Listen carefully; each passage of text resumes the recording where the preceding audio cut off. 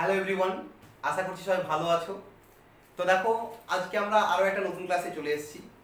তো হেডিং দেখে বুঝতেই পারছো, আজকের আমাদের ক্লাসের বিষয় হচ্ছে জন মিল্টনের লেখা বিখ্যাত একটা এপিক পোয়েম, যার নাম হচ্ছে প্যারাডাইস লস্ট।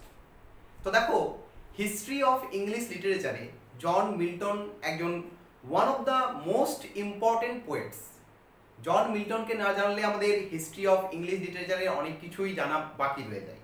তো আমরা কি করব, আমরা আজকের এই ক্লাসে জন মিল্টনকে এবং তার যে লেখা প্যারাডাইস লস্ট, সেই প্যারাডাইস লস্ট নিয়ে ডিসকাস করব।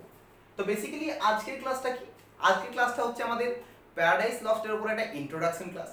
এই ক্লাসে আমরা কি করব, এই ক্লাসে আমরা জন মিল্টন এবং প্যারাডাইস লস্টের যে ব্যাকগ্রাউন্ড বা ইন্ট্রোডাকশন, সেই ইন্ট্রোডাকশনটা ক্লিয়ার করব। তো চলো আজকে আমাদের ক্লাস শুরু করা যাক, paradise lost by John Milton. তো দেখো, প্রথমে যে জিনিসটা জানতে হবে সেটা হচ্ছে আমাদের এই জন মিল্টন সম্পর্কে জানতে হবে। তো জন মিল্টন সম্পর্কে আমরা এক এক করে পয়েন্ট ওয়াইজ জেনে নিই। তো দেখো, জন মিল্টন কত সালে জন্মেছেন? জন মিল্টনের জন্ম হচ্ছে 1608, 1608 সালে জন মিল্টনের জন্ম। মৃত্যু কখন? তার মৃত্যু হচ্ছে 1674। তা দেখো, 1608 সালে জন্ম, 1674 সালে মৃত্যু। কার মৃত্যু? আমাদের জন মিল্টন। তো জন মিল্টন আমাদের এই হিস্ট্রি অফ ইংলিশ লিটারেচারে একজন বিখ্যাত কবি এবং তার রাইটিংগুলো অত্যন্ত ইম্পর্টেন্ট। তিনি একটা ইম্পর্টেন্ট ফিগার, মানে তিনি তার যে পিরিয়ড, সেই পিরিয়ডের একজন ইম্পর্টেন্ট ফিগার। তা তার জন্ম এবং মৃত্যু আমরা পেয়ে গেলাম। জন্ম পেলাম কখন? 1608 এবং মৃত্যু পেলাম কখন? 1674। এরপর জন মিল্টন যে পিরিয়ডটাতে বিলং করছে, তো দেখো আমরা জানি হিস্ট্রি অফ ইংলিশ লিটারেচার বিভিন্ন পিরিয়ডে ডিভাইডেড হয়েছে। তো জন মিল্টন যে বিশেষ পিরিয়ডটাতে আমাদের বিলং করছে, সেই পিরিয়ডটাকে আমাদের জানতে হবে। তো সেই পিরিয়ডটার নাম কি? সেই পিরিয়ডটার নাম হচ্ছে পিউরিটান এজ। কি নাম? Puritan age. পিউরিটান এজ ছাড়াও এই এজটার আরো অনেকগুলো নাম ছিল। কি কি নাম আছে? এটাকে বলা হয়ে থাকে লেট রেনেসা পিরিয়ড। কি বলা হয়ে থাকে? Late renaissance period. এছাড়াও এটাকে বলা হয়ে থাকে ক্রমওয়েলিয়ান পিরিয়ড। কি বলা হয়ে থাকে? ক্রমওয়েলিয়ান পিরিয়ড। তাহলে দেখো, জন মিল্টন যে পিরিয়ডটায় বিলং করছেন, সেই পিরিয়ডটাকে আমরা পেয়ে গেলাম। সেই পিরিয়ডটার নাম কি? পিউরিটান এজ বা লেট রেনেসা পিরিয়ড বা হচ্ছে ক্রমওয়েলিয়ান পিরিয়ড। তাহলে এই যে পিরিয়ডটা, এই পিরিয়ডটা কত সাল থেকে কত সাল অবধি এবং কেন এর নাম পিউরিটান এজ বা লেট রেনেসা পিরিয়ড বা হচ্ছে আমাদের ক্রমওয়েলিয়ান পিরিয়ড, সেটা আমাদের জানতে হবে। দেখো, ব্যাকগ্রাউন্ডটা না জানলে এই প্যারাডাইস লস্ট ক্লিয়ার হবে না, কারণ এই ব্যাকগ্রাউন্ডটা আমাদের প্যারাডাইস লস্টের সাথে অ্যাসোসিয়েটেড। কেন অ্যাসোসিয়েটেড? আমরা যখন পরে টেক্সটটাকে পড়বো বা অ্যানালাইসিস করবো, তখন দেখবে ক্লিয়ারলি বুঝতে পারবে। তো দেখো, এই যে পিউরিটান এজ বা ক্রমওয়েলিয়ান পিরিয়ড বা লেট রেনেসা পিরিয়ড, এই পিরিয়ডটা বেসিক্যালি আমাদের 1630 থেকে 1660 অবধি। কত থেকে কত অবধি? 1630 সাল থেকে 1660 সাল অবধি আমাদের এই পিরিয়ডটা। কোন পিরিয়ডটা? এই পিউরিটান এজ বা লেট রেনেসা পিরিয়ড বা হচ্ছে আমাদের ক্রমওয়েলিয়ান পিরিয়ড। দেখো, আমাদের ভালো করে জানতে হবে কোন বিষয়টা, এই ক্রমওয়েলিয়ান পিরিয়ড। মানে দেখো, একই নাম। দেখো, আমরা পিউরিটান বলতে পারি বা লেট রেনেসা বলতে পারি বা ক্রমওয়েলিয়ান বলতে পারি, বাট এই ক্রমওয়েলিয়ানটাকে আমাদের ভালো করে জানতে হবে। তার আগে আমি বলে দিই কেন এটা পিউরিটান এজ বা কেন এটা লেট রেনেসা পিরিয়ড। দেখো, পিউরিটান হচ্ছে একটা কি বলবো কমিউনিটি, খ্রিস্টানদের কমিউনিটি।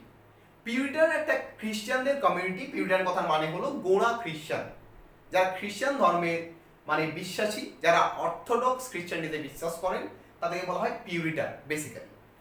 তো দেখো, এই পিউরিটান এই সময়ে, এই যে পিরিয়ডটা 1630 থেকে 1660, এই সময়ে এই পিউরিটান মানুষদের ইনফ্লুয়েন্স কিন্তু আমাদের হিস্ট্রিতে এবং আমাদের লিটারেচারে প্রচন্ড পরিমাণে পড়েছিল। দ্যাটস ওয়াই এই পিরিয়ডটাকে কি বলা হয়ে থাকে? পিউরিটান এজ বলা হয়ে থাকে। এছাড়াও দেখো, এটাকে লেট রেনেসা কেন বলা হচ্ছে? কারণ এই যে এই 1630 এর আগের পিরিয়ডটা হচ্ছে আমাদের রেনেসা পিরিয়ড। এর আগের পিরিয়ডটা হচ্ছে আমাদের রেনেসা পিরিয়ড। রেনেসা মানে তোমরা সবাই জানো, নবজাগরণ, যেটা শুরু হয়েছিল কোথায়? ইটালিতে। ইটালিতে শুরু হয়ে সমস্ত ইউরোপে ছড়িয়ে গেছিল কি? আমাদের রেনেসা। তাহলে সেই রেনেসার পরবর্তী যেহেতু পিরিয়ড, সেই কারণে এটাকে আমরা কি বলছি? লেট রেনেসা পিরিয়ড বলছি। আর ক্রমওয়েলিয়ান পিরিয়ড কেন? এই ক্রমওয়েলিয়ান পিরিয়ড কেন, এটাকে আমাদের ভালো করে জানতে হবে। তো চলো আমরা জেনে নিই কেন এই পিরিয়ডটাকে ক্রমওয়েলিয়ান পিরিয়ড বলা হয়। তো দেখো আমরা এগুলো মুছে দিচ্ছি, আমরা শুধু ক্রমওয়েলিয়ান পিরিয়ড কেন বলা হচ্ছে সেটা আমরা জেনে নেব। তা দেখো কেন ক্রমওয়েলিয়ান পিরিয়ড বলা হচ্ছে, এর পেছনে কি কারণ।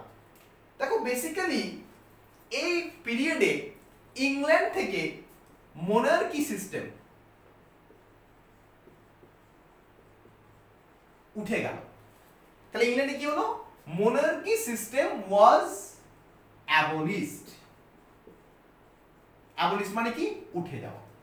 তাহলে এই ক্রমওয়েলিয়ান পিরিয়ড কেন বলা হচ্ছে, এই পিরিয়ডে মোনার্কি সিস্টেম উঠে গেল। কার দ্বারা উঠে গেল, সেই সময় মোনার্কি সিস্টেম উঠে গিয়ে কি সিস্টেম চালু হলো, আমাদের ডেমোক্রেসি চালু হলো।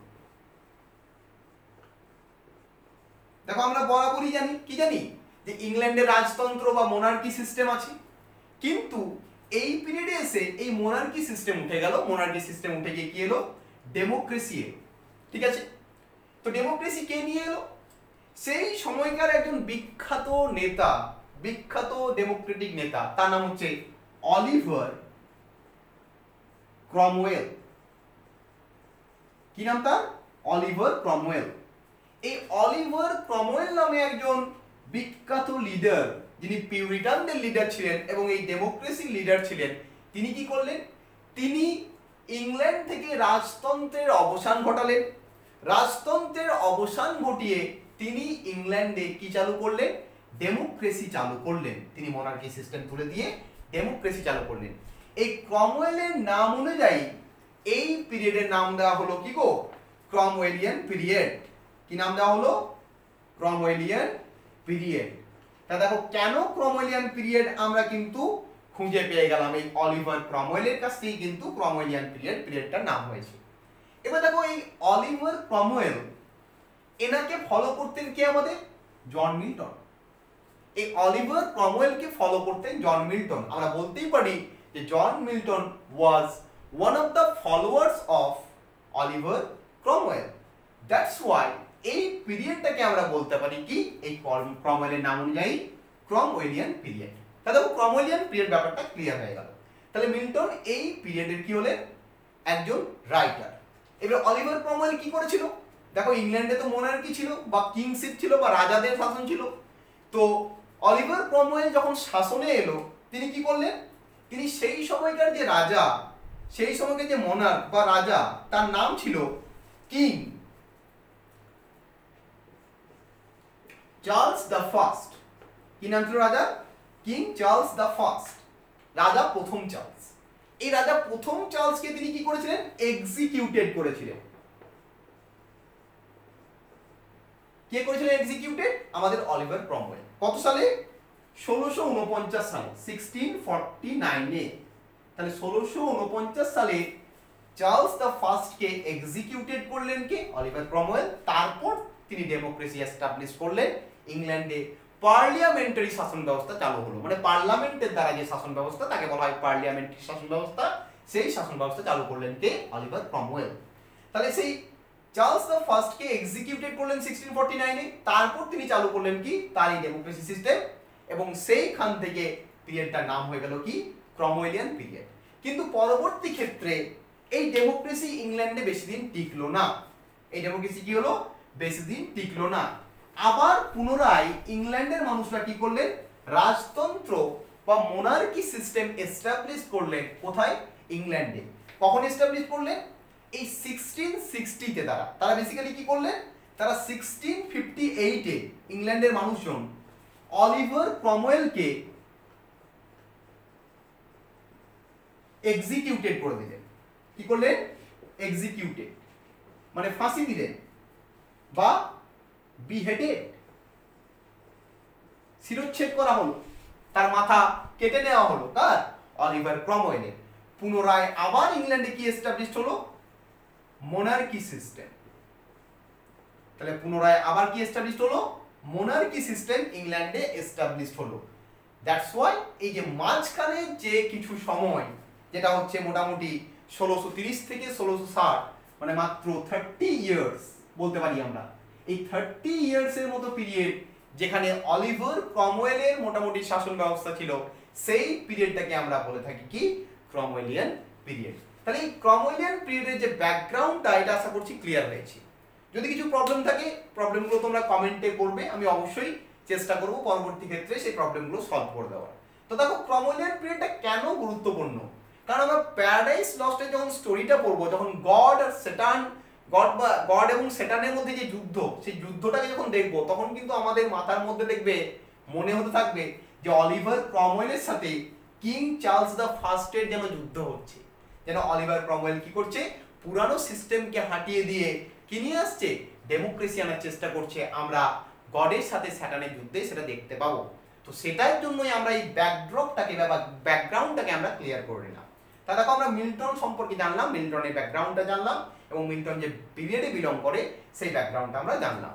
তো চলো আমরা এখন নেক্সট জানি। এরপর নেক্সট আমরা কি জানবো, দেখো নেক্সট আমাদের যেটা জানতে হবে সেটা হচ্ছে কি, সেটা হচ্ছে আমাদের এই প্যারাডাইস লস্ট সম্পর্কে জানতে হবে। প্যারাডাইস লস্ট সম্পর্কে আমাদের ডিটেলসে জানতে হবে। তা দেখো আমরা বেসিক্যালি জেনেই গেলাম যে জন মিল্টন লিখেছেন, এবং এটা একটা এপিক পোয়েম। যে জন মিল্টনের জন্ম হচ্ছে কখন, আমাদের তার জন্ম হচ্ছে 1608-এ এবং মৃত্যু হচ্ছে কখন, 1674-এ। তো আমরা এটা জানতে পেরেছি বেসিক্যালি। তো চলো আমরা এরপর কি করব, আমরা এরপর প্যারাডাইস লস্ট সম্পর্কে ডিটেলসে পয়েন্ট বাই পয়েন্ট আমরা জেনে নেব। তাহলে প্রথমেই আমাদের দেখো যে কোনো কবিতা বলো, যে কোনো রাইটিং বলো, যে কোনো নভেল বলো, ড্রামা বলো, যাই হোক, সেটা পড়তে হলে আমাদের প্রথম যেটা জানতে হবে সেটা হচ্ছে কি, সেটা হচ্ছে তার রিটেন পিরিয়ড এবং পাবলিকেশন পিরিয়ড। তো চলো প্রথমে আমরা কি জানবো, প্রথমে আমরা রিটেনটাকে জানবো। তাহলে এই যে প্যারাডাইস লস্ট, এটা কখন লেখা হচ্ছে, তাহলে এর রিটেন ডেট হচ্ছে মোটামুটি 1658 থেকে 1667 অবধি। তার রিটেন ডেট কত, 1658 থেকে 1667। এই সমস্ত পয়েন্টগুলো তোমরা খাতার মধ্যে নোট ডাউন করে নাও, কারণ বুঝতেই পারছো খাতার মধ্যে যদি নোট ডাউন করে নাও তাহলে কি হবে, পরবর্তী ক্ষেত্রে যখন পড়াশোনা করবে তখন খাতাটা খুললেই হবে, তখন খাতাটা খুললেই তোমাদের কাছে কিন্তু এই পয়েন্টগুলো সব ক্লিয়ার হয়ে যাবে। তা দেখো প্যারাডাইস লস্ট লেখা হচ্ছে কখন, আমাদের রিটেন ডেট হচ্ছে 1658 থেকে 1667। বুঝতেই পারছো এটা এপিক, এপিক মানে মহাকাব্য। মহাকাব্য তোমরা অলরেডি এর আগে হয়তো পড়েছো, ইলিয়াড সম্পর্কে তোমাদের একটা ধারণা হয়েছে, মহাভারত সম্পর্কে ধারণা হয়েছে। তাহলে বুঝতেই পারছো প্যারাডাইস লস্ট হচ্ছে একটা এপিক। এপিক মানে একটা ভাস্ট কবিতা, তাহলে সেটা লিখতে অনেক বছর টাইম লেগেছিল। তাহলে মিল্টন কখন লিখেছিলেন, 1658 সাল থেকে 1667 সাল অবধি লিখেছিলেন কি প্যারাডাইস লস্ট। এবং পাবলিশড হচ্ছে কখন, আমরা পাবলিকেশন জেনে নিয়ে আস্তে আস্তে কখন পাবলিশড হচ্ছে। দেখো প্যারাডাইস লস্টের দুটো এডিশন পাবলিশড হয়। এর যে ফার্স্ট এডিশন, এর ফার্স্ট এডিশন পাবলিশড হচ্ছে কখন, আমাদের 1667-এ, 1667 সালে। মানে মিল্টন 1667 সালে কমপ্লিট করলেন, কমপ্লিট করার পরে কিন্তু 1667 সালে তিনি কি করলেন, এটা পাবলিশ করলেন। কিন্তু 1667 সালে প্যারাডাইস লস্টের যে টোটাল প্যারাডাইস লস্ট সেটা কিন্তু পাবলিশড হয়নি। তখন কি পাবলিশড হয়েছিল, 10 বুকস। মানে প্যারাডাইস লস্টে টোটাল তো 12টা বুক আছে, টোটাল 12 বুকস আছে, কিন্তু 12 বুকস এর মধ্যে 10 বুকস পাবলিশড হয়েছিল কখন, 1667। মানে 1667 সালে 10টা বুক পাবলিশড হয়েছিল কিসে, প্যারাডাইস লস্টে। পরবর্তী ক্ষেত্রে সেকেন্ড এডিশন পাবলিশড হয়, আমাদের সেকেন্ড এডিশন পাবলিশড হয়। সেকেন্ড এডিশন কখন পাবলিশড হয়, আমাদের সেকেন্ড এডিশন পাবলিশড হয় 1674-এ। মিল্টন যে বছর মারা যান সেই বছর 1674, 1674 সাল। এই 1674 সালে সেকেন্ড এডিশনে 12 বুকস, মানে টোটাল যে 12টা বই, সেই 12টা বই কিন্তু পাবলিশড হয়ে যায়।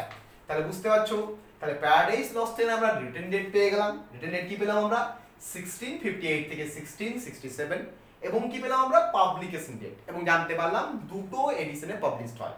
ফার্স্ট এডিশন কখন হয়, 1667-এ 10 বুকসে, এবং সেকেন্ড এডিশন কখন হয়, 1674-এ 12 বুকসে। তাহলে এই জিনিসটা আমরা বেসিক্যালি জেনে গেলাম। এরপর নেক্সট আমাদের কি জানতে হবে, নেক্সট জানতে হবে যে প্যারাডাইস লস্ট কোন বিশেষ ক্যাটাগরির মধ্যে পড়ে। দেখো প্যারাডাইস লস্ট যে ক্যাটাগরি বা যে জয়ের মধ্যে বা জনরার মধ্যে পড়ছে, আমরা ক্যাটাগরিকে কি বলতে পারি? জ বলতে পারি বা জনরা বলতে পারি। জনরা মানে বা জ মানে হচ্ছে ক্যাটাগরি, স্পেশাল ক্যাটাগরি। তাহলে প্যারাডাইস লস্ট যে জয়ের মধ্যে পড়ছে বা যে জনরার মধ্যে পড়ছে তাকে বলা হয় কি গো? Epic poem. কি বলা হয়? Epic poem. এপিক কথাটা মানে কি? মহাকাব্য। তাহলে প্যারাডাইস লস্ট হচ্ছে একটা এপিক মানে মহাকাব্য।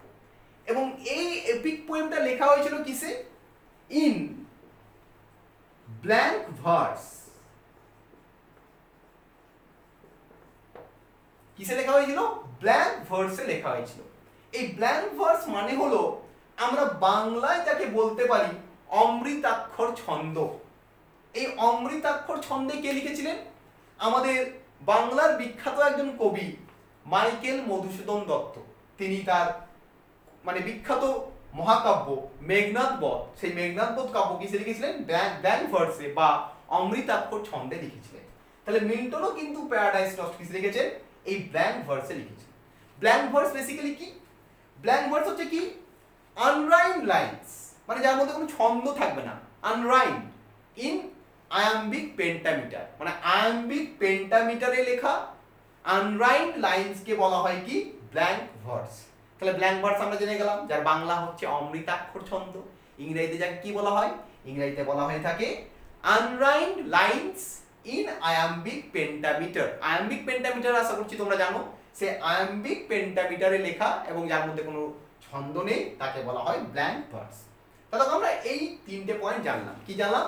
রিটেন ডেট, পাবলিকেশন ডেট এবং জয় কি জানতে পারলাম আমরা? যেটা একটা এপিক পোয়েম, এটা একটা মহাকাব্য। তাহলে এপিক জিনিসটা জানলাম। এবার আমাদের এপিক সম্পর্কে জানতে হবে। তো তবে এপিক বেসিক্যালি কি? কাকে এপিক বলা হয়ে থাকে? তো দেখো, এপিক হচ্ছে একটা লং ন্যারেটিভ পোয়েম। কি? এপিক মানে হচ্ছে একটা লং ন্যারেটিভ পোয়েম, যেখানে কি করা হয়? যেখানে একটা হিরোইক ডিডস গুলোকে তুলে ধরা হয়।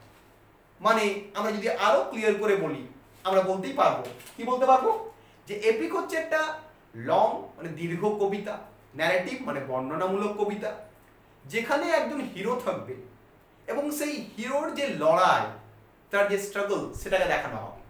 তখন তোমরা যদি মহাভারতের কথা বলো, আমরা যদি মহাভারতটাকে এক্সাম্পল হিসাবে নিই, তাহলে কি দেখতে পাবো? যে ইট ইজ অ্যান এপিক। এখানে আমরা দেখতে পাবো যে অর্জুন আছে একজন বীর, কর্ণ আছে একজন বীর, তাদের যে যুদ্ধগুলোকে প্রেজেন্ট করা হচ্ছে। তাহলে এই প্যারাডাইস লস্টটা এপিক।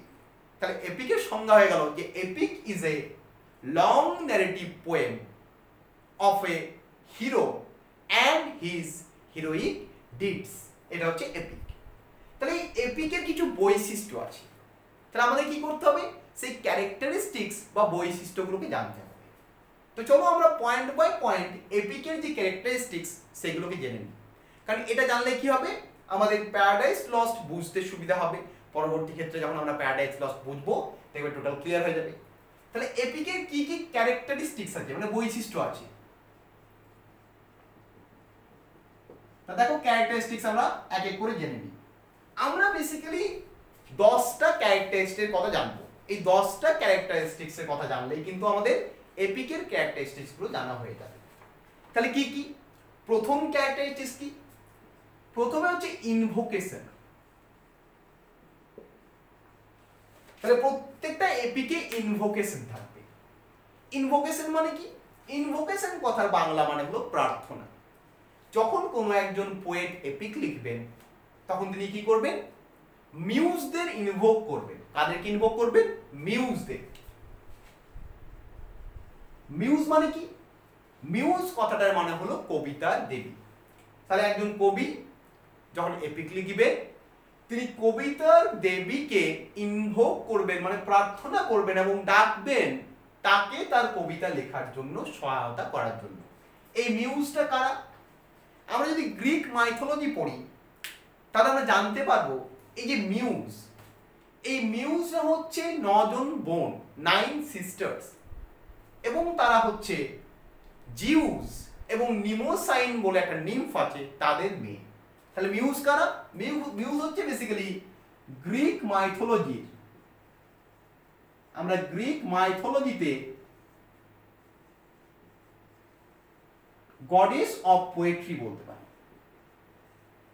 তাহলে গ্রিক মাইথোলজির গডেস কে? মিউজ। এই মিউজরা কার ছেলে মেয়ে?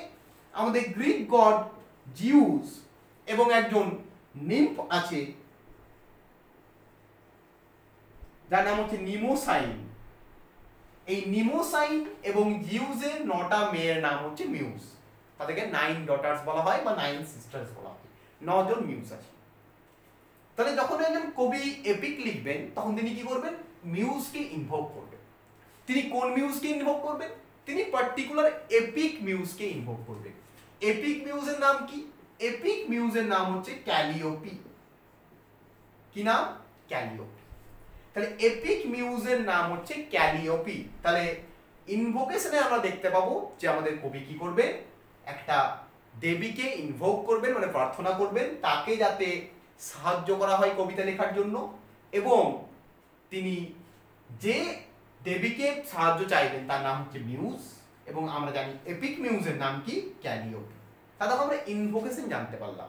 ইনভোকেশন কিন্তু এপিকের একটা বিখ্যাত ক্যারেক্টারিস্টিক। তাহলে এটা আমরা জেনে গেলাম ফার্স্ট পয়েন্ট। সেকেন্ড আমরা চলে যাই। সেকেন্ড ক্যারেক্টারিস্টিক্স আমরা কি দেখব?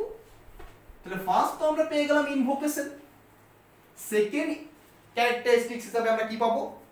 সেকেন্ডে পাবো একটা ওয়ার বা কনফ্লিক্ট, একটা যুদ্ধ দেখতে পাবো বা একটা কনফ্লিক্ট দেখতে পাবো। কিসের মধ্যে কনফ্লিক্ট? গুড ভার্সেস ব্যাড, ভালো এবং খারাপের লড়াই। দেখো মহাভারতকেই ভেবে নাও বা ইলিয়াড দেখে নাও, ইলিয়াডেও যুদ্ধ আছে, মহাভারতেও যুদ্ধ আছে, ভালো এবং খারাপের মধ্যে লড়াই আছে। তাহলে সেকেন্ড ক্যারেক্টারিস্টিক্স হচ্ছে কি গো? এপিকের মধ্যে একটা ওয়ার থাকবে বা কনফ্লিক্ট থাকবে, এবং সেই ওয়ার বা কনফ্লিক্ট কার কার মধ্যে? ভালো এবং খারাপের মধ্যে কনফ্লিক্ট থাকবে। তাহলে সেকেন্ড পয়েন্ট পেয়ে গেলাম। থার্ড পয়েন্টে আমরা কি দেখতে পাচ্ছি? থার্ড পয়েন্টে আমরা দেখতে পাচ্ছি একটা জার্নি। কি থাকবে গো? এটা জার্নি থাকবে। এপিকে সবসময় একটা জার্নি দেখতে পাবো। আমরা দেখতে পাবো যে ক্যারেক্টার গুলো এক জায়গা থেকে অন্য জায়গায় কি করছে? ট্রাভেল করছে তাদের নিজেদের জন্য। তাহলে সেই জার্নি দেখতে পাওয়া যায়। এই জার্নিকে কি বলা হয় থাকে? এপিক জার্নি বলা হয় থাকে। তাহলে দেখো আমরা 3টে পয়েন্ট পেলাম, 3টে ক্যারেক্টারিস্টিক্স পেলাম। একটা পেলাম ইনভোকেশন, একটা পেলাম ওয়ার, এক নম্বর পেলাম জার্নি। যে কোনো এপিকে জার্নি থাকবে। রামায়ণে দেখে নাও, রামায়ণ একটা এপিক, সেটাকে আমরা এক্সাম্পল দিচ্ছি। মহাভারতে অনেক এক্সাম্পল আছে, আমরা রামায়ণ নিয়ে এক্সাম্পল দিচ্ছি বা ইলিয়াড নিয়ে এক্সাম্পল দিচ্ছি। রামায়ণে কি দেখতে পাচ্ছ? যে রাম সীতাকে আনার জন্য লঙ্কায় যাচ্ছে, তাহলে জার্নি। তাহলে এপিকে কি থাকবে? জার্নি থাকবে। জার্নির কথা পেলাম আমরা। ফোর্থ আমরা কি পাবো? Abrupt beginning. কি দেখতে পাচ্ছি আমরা? Abrupt beginning. এপিক সব সময় কেমন শুরু হবে? অ্যাব্রাপ্ট শুরু হবে, মানে হঠাৎ করে শুরু হবে, বা মিডিল থেকে শুরু হবে, বা কি হবে? মিডিল থেকে শুরু হবে। এপিকের গল্প সবসময় কিন্তু মাঝখান থেকে শুরু হবে। দেখো আমরা জানি যে কোনো এপিক, আমরা ইলিয়াড পড়েছি, ইলিয়াডেও দেখেছি ইলিয়াড কিন্তু মাঝখান থেকে শুরু হচ্ছে, প্রথম থেকে শুরু হচ্ছে না। তাহলে এপিকের এটাও একটা বৈশিষ্ট্য যে এপিকের বিগিনিংটা কেমন? অ্যাব্রাপ্ট, মানে হঠাৎ করে বিগিনিং, বা মিডল বিগিনিং, বা ইন মিডিয়াস রেস, মাঝখান থেকে বিগিনিং শুরু হবে। তাহলে এটা 4 নাম্বার পয়েন্টে আমরা পেয়ে গেলাম। আমরা 5 নাম্বার কি পাচ্ছি দেখো? 5 নাম্বার আমরা পাচ্ছি দেখো বাল্ক অফ ক্যারেক্টার্স। এপিকে কি থাকবে? অনেক চরিত্র থাকবে। Bulk of characters, huge characters, many characters. APK কি থাকবে? অনেক ক্যারেক্টার থাকবে, একটা দুটো ক্যারেক্টার নয়, প্রচুর ক্যারেক্টার থাকবে। কিসে? এপিকে। তাহলে বাল্ক অফ ক্যারেক্টার্স, এটা এপিকের আর একটা পয়েন্ট। তাহলে আমরা 5 নাম্বার পয়েন্ট পেয়ে গেলাম, বাল্ক অফ ক্যারেক্টার্স। আমরা বুঝতে পারলাম যে এপিকে অনেকগুলো ক্যারেক্টার থাকবে। কারণ দেখো প্যারাডাইস লস্ট যখন আমরা পড়বো তখন দেখবো আমরা সব এই ফিচার্স গুলো বা সব ক্যারেক্টারিস্টিক্স গুলো কিন্তু মিলে যাচ্ছে। তাহলে দেখো এই 5টা পেয়ে গেলাম। কি পেলাম? ইনভোকেশন পেলাম, ওয়ার এবং কনফ্লিক্ট পেলাম, জার্নি পেলাম, অ্যাব্রাপ্ট বিগিনিং পেলাম এবং বাল্ক অফ ক্যারেক্টার্স পেলাম। এরপর আমরা 6 নাম্বার বৈশিষ্ট্যে চলে যাব। আশা করছি তোমরা এগুলো লিখে নিয়েছো, আমি প্রথম দুটো মুছে দিচ্ছি, সেখানে আমরা চলে যাচ্ছি। তাহলে কোথায় যাচ্ছি এরপর আমরা 6 নাম্বার ক্যারেক্টারিস্টিক্সে চলে যাচ্ছি। তাহলে 5টা পেলাম বাল্ক অফ ক্যারেক্টার্স। 6 নম্বরে কি পাচ্ছি আমরা দেখো, 6 নম্বরে পাবো আমরা সিমিলিজ। কি পাবো আমরা, সরি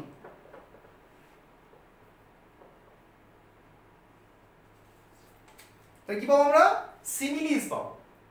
ঠিক আছে, আমরা এপিকে কি দেখতে পাবো, এপিক সিমিলি, এপিকে সিমিলি ব্যবহার করা হবে। এই সিমিলিকে কি বলা হয়, এপিক সিমিলিও বলা হয়ে থাকে।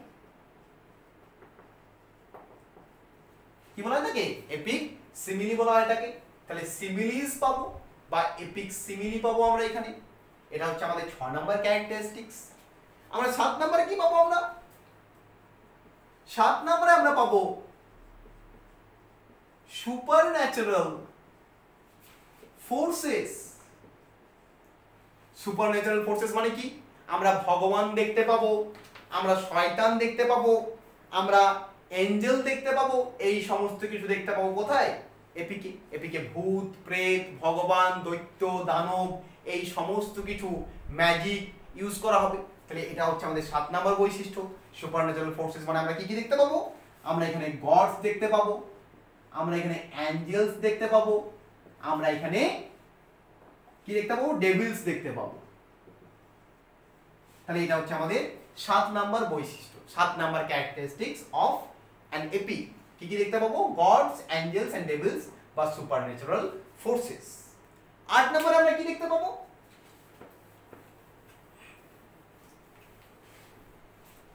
8 নম্বরে আমরা দেখতে পাবো দেখো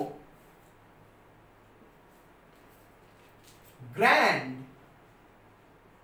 থিম অ্যান্ড স্টাইল। এপিকের স্টাইল এবং এপিকের যে থিম সবসময় কেমন হবে গো, গ্র্যান্ড হবে, মহান হবে। এপিক কোনো হালকা বিষয়কে নিয়ে আলোচনা করবে না। মহাভারতে ভেবে দেখো কুরুক্ষেত্রের যুদ্ধ, ইলিয়াডে ভেবে দেখো ট্রয়ের যুদ্ধ, আমাদের এই প্যারাডাইস লস্টে যখন দেখতে পাবো তখন কি দেখতে পাবো, ভগবানের সাথে স্যাটানিক যুদ্ধ, মানে বড় বড় বিষয়, গ্র্যান্ড থিম। এই গ্র্যান্ড থিমকে নিয়ে আলোচনা করাবে এবং এপিকের যে স্টাইলটা হবে, লেখার যে ধরনটা, সেটাও কিন্তু গ্র্যান্ড হবে, সেটাও কিন্তু মহান হবে, সেটাও কিন্তু বিরাট হবে। কোনো হালকা জিনিস নিয়ে আলোচনা হবে না। তাহলে 8 নম্বরে আমরা পেয়ে গেলাম গ্র্যান্ড থিম অ্যান্ড স্টাইল। 9 নম্বরে আমরা কি পাচ্ছি দেখো, 9 নম্বরে আমরা পাচ্ছি লার্জ সেটিং। দেখো যে কোনো জিনিসেরই বা যে কোনো রাইটিং এর একটা সেটিং থাকে। তাহলে এপিকের সেটিং আমরা কেমন পাবো, লার্জ সেটিং পাবো। এপিক একটা বিরাট বড় জায়গা জুড়ে, বিরাট বড় এরিয়া জুড়ে এপিকের যে স্টোরিটা সেট হবে। তা দেখো আমরা মহাভারতের যদি সেটিং দেখি, টোটাল ইন্ডিয়া দেখতে পাচ্ছি আমরা সেখানে। আমরা যদি মানে ইলিয়াডের সেটিং দেখি, সেখানে তো আমরা রোম দেখতে পাচ্ছি, আমরা গ্রিক দেখতে পাচ্ছি, আমরা ট্রয় দেখতে পাচ্ছি, এত বড় সেটিং দেখতে পাচ্ছি। আমরা যখন প্যারাডাইস লস্টের সেটিং দেখতে পাবো, সেখানে আমরা হেভেন দেখতে পাবো, হেল দেখতে পাবো, মানে গ্র্যান্ড একটা সেটিং থাকবে বা লার্জ একটা সেটিং থাকবে। তাহলে এটা হচ্ছে 9 number point of an epic বা 9 নাম্বার ক্যারেক্টারিস্টিক্স। 10 নাম্বারে কি দেখতে পাবো আমরা, 10 নাম্বার এবং আমাদের লাস্ট যেটা ক্যারেক্টারিস্টিক্স সেটা হচ্ছে কি, আউটস্ট্যান্ডিং হিরো।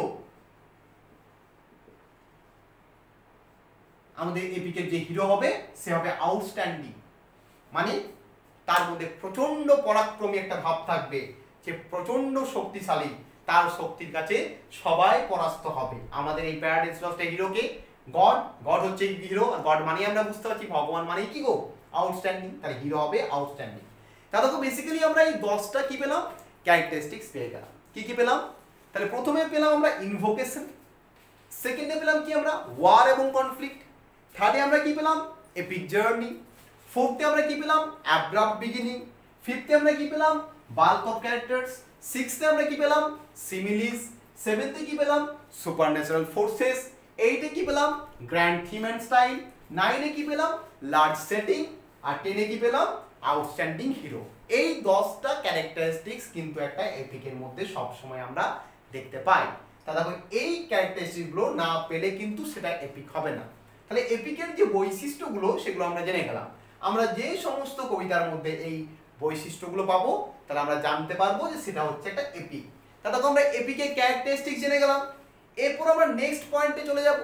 তা তখন আমরা এটা জানলাম যে প্যারাডাইস লস্ট এটা এপিক, এবং এপিক কাকে বলে সেটা জানলাম, এবং তার সাথে জানতে পারলাম আমরা এপিকের ক্যারেক্টারিস্টিক্স। এরপর আমরা নেক্সট পয়েন্টে চলে যাই। নেক্সট পয়েন্টে আমরা কি দেখতে পাচ্ছি দেখো, নেক্সট পয়েন্ট আমি লিখছি, এটা মুছে নিই, এটা মুছে আমরা নেক্সট পয়েন্টে চলে যাব।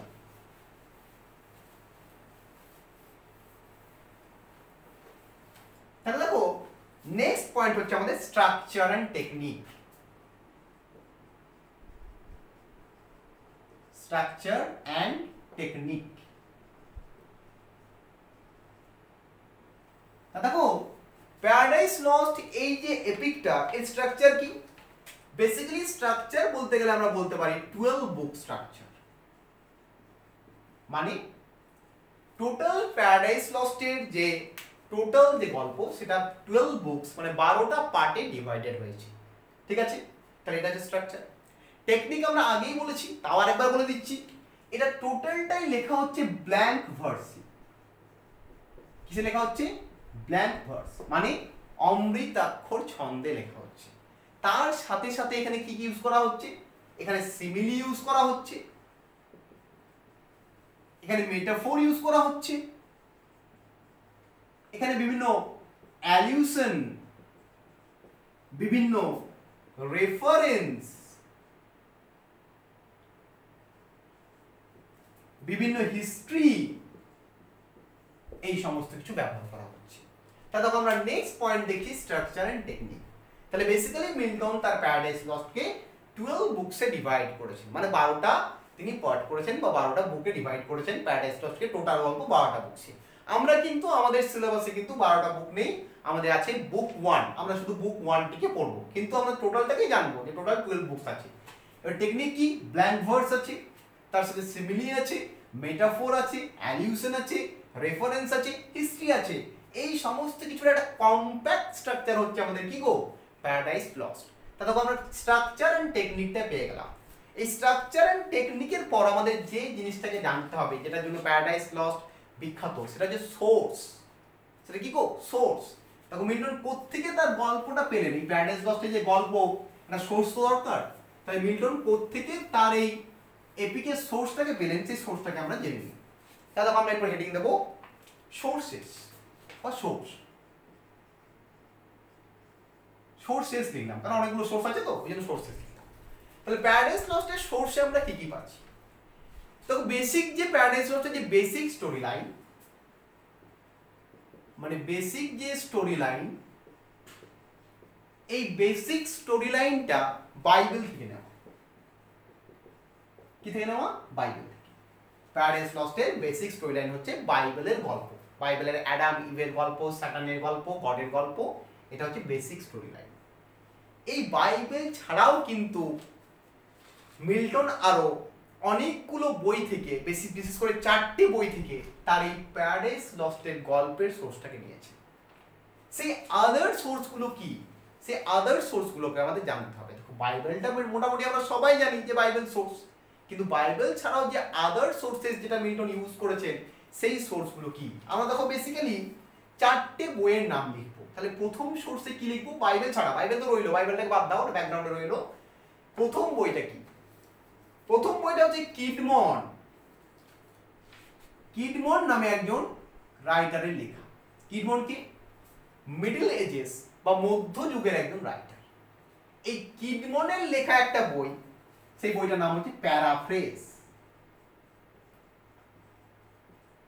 তাহলে মিল্টন তার প্রথম সোর্স হিসেবে বাইবেল রইলো, বাইবেল ছাড়া কিডমনের প্যারাফ্রেজ থেকে তার গল্পটাকে নিয়েছে। তাহলে কিডমনের প্যারাফ্রেজ মিল্টনকে সাহায্য করেছে কি করতে? প্যারাডাইস লস্ট লিখতে। এটা একটা সোর্স পেলাম। সেকেন্ড সোর্সে চলে যাই আমরা। সেকেন্ড সোর্সে আমরা কি পাচ্ছি? আমরা একজন ইটালিয়ান রাইটার, ইটালির একজন রাইটার, ইটালিয়ান রাইটার, তার নাম কি গো? জিওভেনাই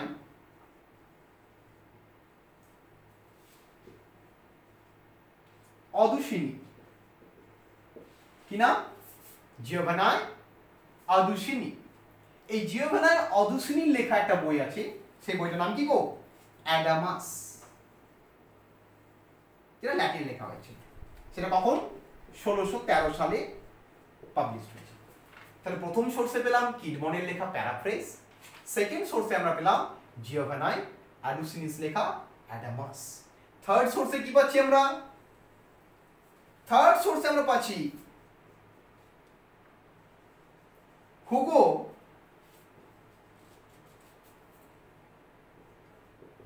গ্রোটিয়াস। কি নাম লোকটার? হুগো গ্রোটিয়াস।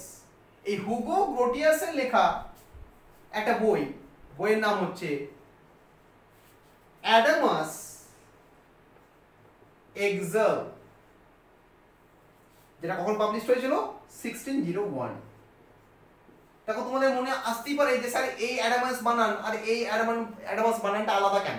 দেখো এটা হুগো লিখেছে এই স্পেলিং, এটা জিওভানাই লিখেছে এই স্পেলিং, ঠিক আছে? দ্যাটস ওয়াই এই দুটো স্পেলিং কিন্তু আলাদা। আমাদের হুগো লিখেছে ADAMUS আর জিওভানাই লিখেছে ADAMAS, আর কিছুই না, ঠিক আছে? তাহলে আমরা তিনটে সোর্স পেলাম। কি পেলাম? আমরা পেলাম কিডমনের প্যারাফ্রেজ, জিওভানাইয়ের অ্যাডামাস, আর পেলাম কি? হুগোর লেখা অ্যাডামাস এক্সাল। বাইবেল তো রয়েছে আমাদের। এছাড়া 4 নম্বর সোর্স, যেটা হচ্ছে বেসিক সোর্স, যেটা থেকে মিল্টন তার স্টোরির ম্যাক্সিমামটা নিয়েছেন, সেটা হচ্ছে কি গো? জেন ভন্ডেল নামে একজন লোক। জেন ভন্ডেলের লেখা লুসিফার। এই লুসিফার মানে হচ্ছে স্যাটার্ন, আমাদের গল্পের ভিলেন। এটা 1654 এ পাবলিশ হয়েছে। তাহলে সোর্সে আমরা 4 নম্বরে পেয়ে গেলাম। এটা থেকে ম্যাক্সিমাম গল্পটা নেওয়া হয়েছে। এটা হচ্ছে কি বলবো? আমরা চিফ সোর্স বলবো। কি বলবো? চিফ সোর্স, প্রধান সোর্স। কোনটা গো? আমাদের প্যারাডাইস লস্টের। সেটা কি গো? জেন ভন্ডেলের লুসিফার, যেটা 1654 এ পাবলিশ হয়েছে। তা দেখো সোর্সেস গুলো আমরা পেয়ে গেলাম। আমরা 4টে সোর্স পেয়ে গেলাম। আমরা জানলাম বেসিক স্টোরি লাইন তো বাইবেল রয়েছে, এছাড়া কি রয়েছে? আমাদের কিডমনের প্যারাফ্রেজ, আমাদের অ্যান্ডুসিনিস অ্যাডামাস, হুগোর আমাদের অ্যাডামাস এক্সাল, এবং চিফ সোর্সে পাচ্ছি আমরা জেন ভন্ডেলের লুসিফার, যেটা 1654 এ পাবলিশ হয়েছিল। তাহলে এই 4টে সোর্স হচ্ছে আমাদের প্যারাডাইস লস্টের বেসিক সোর্স গুলো।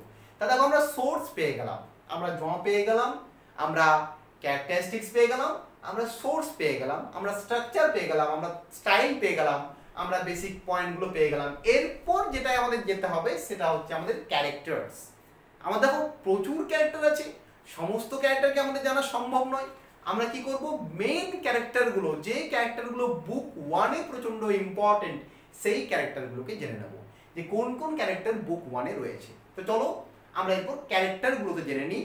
তো আমরা দেখে নিই প্যারাডাইস লস্টে কোন কোন ক্যারেক্টারকে আমরা পাচ্ছি। তো আমি মুছে দিচ্ছি এগুলো। এরপর দেখো আমরা ক্যারেক্টারগুলোকে জানবো। আমরা দেখব যে প্যারাডাইস লস্টে কোন কোন ক্যারেক্টারগুলো রয়েছে, সেটাকে আমরা একটু দেখব। তাহলে হেডিং দাও ক্যারেক্টার্স, খাতার মধ্যে হেডিং দাও ক্যারেক্টার্স। আর কেমন লাগছে ক্লাসটা জানিও। আমরা ব্ল্যাকবোর্ডে লিখছি, যেমন তোমরা অফলাইনে ক্লাস করতে আমার কাছে, সেই রকমই ক্লাস করানোর চেষ্টা করছি, কিন্তু বেসিক এটা হচ্ছে অনলাইনে একটা, মানে তোমরা মোবাইলে দেখছো আর আগে আমাকে সামনে দেখতে, বাট আমি চেষ্টা করছি যতটা আমি অফলাইনে পড়াতাম যেভাবে পড়াতাম সেইভাবেই পড়ানো, ঠিক আছে? তো চলো আমরা ক্যারেক্টার্স দেখে নিই। তাহলে ক্যারেক্টার্স এর মধ্যে আমরা দেখো বেসিক্যালি প্রথমেই যাকে পাবো, গড কে পাবো। তাহলে কাকে পাবো গো? গড। গড হচ্ছে আমাদের হিরো, ঠিক আছে? তাহলে গডকে পাচ্ছি আমরা। এই গডের 3টে রূপ আছে। দেখো খ্রিস্টান ধর্মে গডকে বলা হয়ে থাকে ট্রিনিটি। কি বলা হয়ে থাকে? ট্রিনিটি বলা হয়ে থাকে। ট্রিনিটি মানে 3 মূর্তি, ভগবানের 3টে রূপ। কি কি আছে? একটা হচ্ছে গড দ্য ফাদার, একটা হচ্ছে গড দ্য সন, সন মানে হচ্ছে জিসাস, যিশু খ্রিস্ট, আর একটা হচ্ছে গড দ্য হোলি গোস্ট। এটা হচ্ছে খ্রিস্টান ধর্মের ট্রিনিটি। তাহলে খ্রিস্টান ধর্মের ট্রিনিটি পেলাম আমরা। কি পেলাম? গড হচ্ছে আমাদের হিরো, প্রথম ক্যারেক্টার আমরা কাকে পাচ্ছি? গডকে পেয়ে যাব। এই গড খ্রিস্টান ধর্মে, ঠিক আছে। এবং ট্রিনিটি, ট্রিনিটি মানে কি, god the father, god the son মানে জিসাস, এবং হোলি গোস্ট বা হোলি স্পিরিট, হোলি স্পিরিটও বলা হয় থাকে, ঠিক আছে। তাহলে প্রথম ক্যারেক্টার পেলাম আমরা গড এবং গডের ট্রিনিটি, তিনটে রূপকে। সেকেন্ড ক্যারেক্টার কাকে পাবো আমরা? সেকেন্ড ক্যারেক্টার আমরা পাবো অ্যাডাম অ্যান্ড ইভ।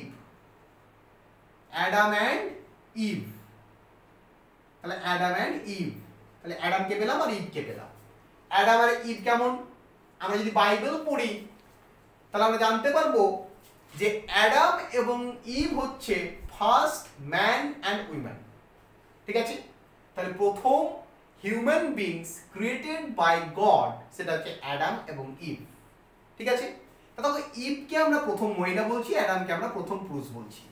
কিন্তু এখানে একটা কনফ্লিক্ট আছে, অনেক জায়গাতে ইভকে প্রথম মহিলা বলা হয়ে থাকে না। কাকে প্রথম মহিলা বলা হয়ে থাকে? ইভকে বলে নাকি ভগবান পরে তৈরি করেছিল। আমরা একটু গল্পটা জেনে নিই, এটা জানা দরকার আমাদের। তো তখন আমরা অনেক জায়গায় জেনে থাকি যে ইভ প্রথম মহিলা নয়, প্রথম মহিলা হচ্ছে লিলিথ। কি নাম প্রথম মহিলা? লিলিথ। তাহলে ইভ কি করে প্রথম মহিলা হয়ে গেল, লিলিথ যদি প্রথম মহিলা থাকতো? এই গল্পটা হচ্ছে এরকম, একটু জেনে নিই। ভগবান প্রথমে মাটি দিয়ে বানিয়েছিল কাকে? অ্যাডামকে এবং ইভ, লিলিথকে। তাহলে অ্যাডামকে এবং লিলিথকে ভগবান প্রথমে মাটি দিয়ে বানিয়েছিল এবং ভগবান লিলিথকে বলেছিল যে লিলিথ তুমি সবসময় অ্যাডামের সাথে থাকবে এবং অ্যাডামের কথা মানে মেনে চলবে। কিন্তু লিলিথ সে দেখলো না, আমি কেন অ্যাডামকে মেনে চলবো? আমিও মাটি দিয়ে তৈরি, অ্যাডামও মাটি দিয়ে তৈরি, ভগবান আমাকেও তৈরি করেছে, অ্যাডামকেও তৈরি করেছে। তাহলে আমি যদি অ্যাডামের কথা শুনে চলি, আমারও মানে অ্যাডামেরও উচিত আমারও কথা শুনে চলা। এইরকম একটা কনফ্লিক্ট তৈরি হলো। তো লিলিথ কি করলো? লিলিথ অ্যাডামের কথা শুনতে নারাজ হলো। এবার তখন ভগবান অর্ডার করেছিল লিলিথকে যে তুমি কথা শুনে চলবে, কিন্তু লিলিথ শোনেনি। না শোনার ফলে কি হলো? ভগবান লিলিথকে শাস্তি দিয়েছিল। ভগবান কি করেছিল? লিলিথকে শাস্তি দিয়েছিল। শাস্তি দিয়ে লিলিথকে নরকে পাঠিয়ে দিয়েছিল। কোথায় পাঠিয়েছিল? নরকে, হেল। এবং তারপর অ্যাডামের রিবস মানে কি গো? পাঁজর, রিবসের হাড় ভেঙে সেই হাড়কে গুঁড়ো করে তৈরি করেছিল ইভকে, যাতে ইভ আর কখনোই বলতে না পারে যে আমি অ্যাডামের সমান। তাহলে বুঝতেই পারছো এখানে কারণ মেল ডমিনেটেড সোসাইটির একটা ব্যাপার স্যাপার এই ধর্মের মধ্যে লুকিয়ে আছে। ধর্ম সবসময় পুরুষতান্ত্রিক, সেটা বুঝতেই পারছো। বুঝতেই পারছো দেখো লিলিথ ছিল কি? মাটি দিয়ে তৈরি। লিলিথ তার সমান অধিকার চাইলো, ভগবান কি করলো? লিলিথকে পাঠিয়ে দিল নরকে, যাও গো টু হেল। তুমি তোমার কি চাইছো? তুমি তোমার অধিকার চাইছো, যাও তুমি গো টু হেল। সেই কারণে কি করলো? অ্যাডামকে বানালো কোত্থেকে? সরি, ইভকে বানালো কোত্থেকে? অ্যাডামের রিবের হাড় থেকে, যাতে ইভ আর কখনোই বলতে না পারে যে আমিও সেম মেটেরিয়াল দিয়ে তৈরি, তুমিও সেম মেটেরিয়াল দিয়ে তৈরি। কারণ ইভকে বানানো হয়েছে অ্যাডামের রিবের হাড় থেকে, তাহলে অ্যাডাম বলে দেবে যে ইভ তুমি আমার কাছ থেকে তৈরি, ঠিক আছে। তো ভালো করে ভেবে দেখো, এই যে এখন ফেমিনিজম চলছে, কিন্তু এই যে উইমেন, এই উইমেন নামটার মধ্যে একটা কিরকম গোলমেলে ভাব রয়েছে। উমেন কি? উমেন কথাটা মানে হলো, দেখো মানে উম অফ ম্যান, মানে একটা পুরুষের থেকে তৈরি। মানে বুঝতেই পারছো, রিবের হার্ট থেকে তৈরি হয়েছে কে গো? এই উইমেন। এই যে নামটা কি? Of man, women. এখান থেকে একটা মানে পুরুষতান্ত্রিক সমাজের যে ছাপ সেটা কিন্তু শব্দের মধ্যে দেখতে পাওয়া যায়। প্যাট্রিয়ার্কাল সোসাইটি বা মেল ডমিনেশন সেটা কিন্তু এখানেও দেখতে পাওয়া যাচ্ছে। তাহলে বুঝতেই পারছো ধর্ম কিভাবে পুরুষতান্ত্রিক। ধর্মে দেখবে সবসময় ভগবানকে একটা ছেলে পুরুষ হিসাবে দেখানো হয়েছে, কোন ধর্মেই কিন্তু মেয়ে হিসাবে দেখানো হয়নি। তোমরা বলতেই পারো যে হিন্দু ধর্মে স্যার অনেক মহিলা দেবী আছে, যেমন আমাদের মা দুর্গা আছে, কিন্তু মা দুর্গা যদি সৃষ্টির রহস্য দেখো তাহলে দেখবে ব্রহ্মা বিষ্ণু মহেশ্বর তিনজন পুরুষ মিলে কিন্তু মা দুর্গাকে সৃষ্টি করেছে। মানে ধর্ম কিন্তু বরাবরই কি করছে? মেয়েদের ডমিনেট করছে। ভালো করে ভেবে দেখবে একটু, ঠিক আছে। আমরা ধর্ম করে লাফাচ্ছি, ধর্ম নিয়ে এত যুদ্ধ করছি, কিন্তু ধর্ম যুদ্ধ করে লাভ নেই। সব ধর্মেই একই কথা বলা আছে, ঠিক আছে। তো চলো এইসব বাদ দাও, এইসব মাথায় রেখো না। আমরা চলে আসছি আমাদের পড়াতে, ঠিক আছে। তো চলো, কেউ মানে স্পিরিচুয়ালি আঘাত পেও না বা রিলিজিয়াস দিক দিয়ে আঘাত পেও না। আমি কাউকে আঘাত করছি না বাবা, সব ধর্ম ইকুয়াল, সব গডই ইকুয়াল, সব গডই এক, ঠিক আছে।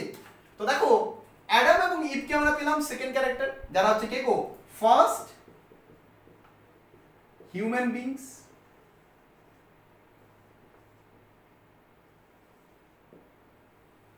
ঠিক আছে, তাহলে ফার্স্ট হিউম্যান বিংস, তাহলে প্রথম ক্যারেক্টার গডে পেলাম, থার্ড সেকেন্ডে পেলাম কি অ্যাডাম ইভ, থার্ডে কাকে পাচ্ছি আমরা, স্যাটার্ন বা লুসিফার, দুটো নাম। লুসিফার তার কখন নাম ছিল, যখন স্যাটার্ন স্বর্গে ছিল ভগবানের সাথে, স্যাটার্ন ভগবানেরই লোক, ভগবানের তৈরি করা একটা এঞ্জেল, কিন্তু পরবর্তী ক্ষেত্রে ভগবানের বিরোধিতা করে শয়তানে পরিণত হয় এবং স্যাটার্ন হয়ে যায়। ঠিক আছে, তাহলে তখন আমরা পেলাম কাকে, গডকে পেলাম, অ্যাডাম ইভকে পেলাম এবং স্যাটার্ন এবং লুসিফারকে পেলাম। এ হচ্ছে আমাদের গল্পের অ্যান্টাগনিস্ট, খুব পাওয়ারফুল ক্যারেক্টার। স্যাটার্নের চরিত্র মিল্টন যা তৈরি করেছে দেখবে যখন পড়বো দারুণ লাগবে। আমরা একে কি বলবো, একে আমরা বলতে পারি ভিলেন। এই স্যাটার্ন রিপ্রেজেন্ট করবে অলিভার ক্রমওয়েলকে আর গড রিপ্রেজেন্ট করবে চার্লস দ্য ফার্স্টকে, এটা আমরা দেখবো পরবর্তী ক্ষেত্রে। মানে গড সিম্বলাইজ করবে মোনার্কি সিস্টেম আর স্যাটার্ন সিম্বলাইজ করবে ডেমোক্রেসি সিস্টেম। পরে এটা আমরা বুঝতে পারবো যখন টেক্সটটা পড়বো, টেক্সটের ক্লাসে আমরা ওগুলো ডিসকাস করবো। তখন স্যাটার্ন পেলাম এবং লুসিফার পেলাম। এই স্যাটার্ন কথাটা একটা হিব্রু ওয়ার্ড, কি ওয়ার্ড গো, হিব্রু, হিব্রু ভাষা তোমরা সবাই জানো। এই হিব্রু ওয়ার্ড হচ্ছে স্যাটার্ন। এই হিব্রুতে স্যাটার্ন মানে হচ্ছে এনিমি, হিব্রুতে স্যাটার্ন মানে হচ্ছে এনিমি। ঠিক আছে, তাহলে আমরা কি পেলাম, গডকে পেলাম, অ্যাডাম ইভ পেলাম, আর পেলাম আরেকটা ক্যারেক্টার স্যাটার্ন বা লুসিফার, যে হচ্ছে গল্পের অ্যান্টাগনিস্ট, ভিলেন। এবং হিব্রুতে স্যাটার্ন মানে হচ্ছে এনিমি, তাই স্যাটার্নের মানে হিব্রুতে কি, এনিমি। তাহলে তিনটে ক্যারেক্টার পেলাম। যুদ্ধ কার সাথে কার হচ্ছে, যুদ্ধতে হচ্ছে আমাদের স্যাটার্নের সাথে ভগবানের যুদ্ধ। তাহলে এদের মধ্যে যুদ্ধ চলছে, ভগবান আর স্যাটার্ন, মানে ভগবান আর শয়তানের যুদ্ধ চলছে। তাহলে এই তিনটে ক্যারেক্টার পেলাম। এবারে 4 নম্বর ক্যারেক্টার আমরা কাকে পাবো, 4 নম্বরের ক্যারেক্টার আমরা পাবো